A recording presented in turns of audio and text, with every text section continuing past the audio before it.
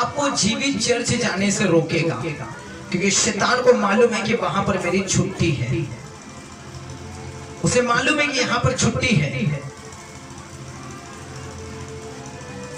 और जहां पर शारीरिक दशा से काम हो रहा है, शारीरिक भाव में अगर श्रवण को दे रहे हैं, वचन को दे रहे हैं, वहां पर तुम्हारा मन बहुत ज्यादा लगेगा। अगर मैं गहराई से तुम्हें बताऊं, भावित करने वाली स्पिरिट काम कर रही है वहां पर। कौन सी स्पिरिट, कौन सी आत्मा? भाविक आत्मा।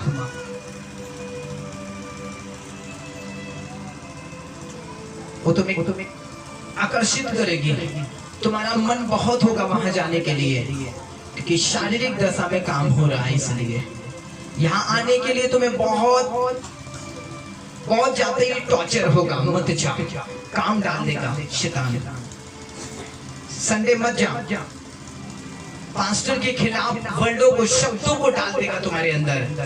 अरे वो पास्टर ऐसे से डायरेक्ट बातें करते हैं, डायरेक्ट बोल देते हैं, उधर हमें नहीं जाना है, क्योंकि शैतान को मालूम है उसे तुम्हें कैसे लाइन पर लाना है। शैतान को मालूम है, आत्मा को सब कुछ मालूम है कि एक मनुष्य को मुझे कैसे पटरी पर लाना है, और वो लाकर खड़ा कर देता है। उसके बाद एक्सीडेंट तय है, प्रॉब्लम आनी है, दुर्घटना होनी है तो होनी है। इसलिए मेरे बहन, मेरे भाइयों, जीवित चर्च का हिस्सा बनिए। आपको मैं जीवित चर्च के बारे में बताता हूं। आप ये ना समझिए कि मैं अपनी जुबान से बयां कर रहा हूं, ये वचन कहता है। जब आप बाइबल में पढ़ोगे तो पौलुस ने जितनी भी चर्चों को मेंटेन किया है, उसको जीवित चर्च कहा है। बाइबल में लिखा, गलातिया की जो कलीसिया थी वो मरी हुई थी, वो मरी हुई थी।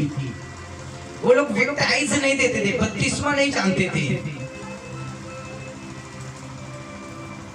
वो रॉन्ग चीजों को ज्यादा यूज करते थे। जो व्यवस्था में, जो पुरानी व्यवस्था में लिखा है, उन चीजों को वो करते थे और कहते थे कि ये तो मूसा की बनाई व्यवस्था थी, जो परमेश्वर ने मूसा को आज्ञा दिया था।